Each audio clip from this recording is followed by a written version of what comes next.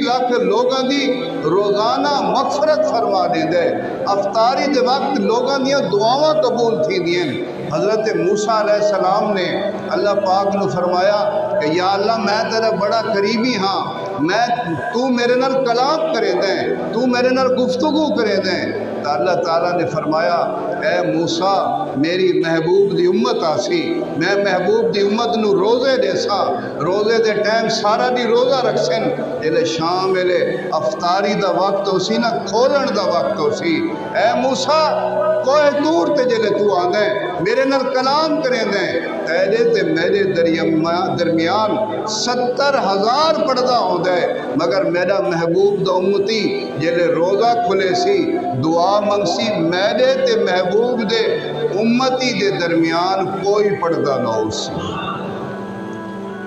اساں اسے لے دعا منگنی چاہیے۔ سحری دے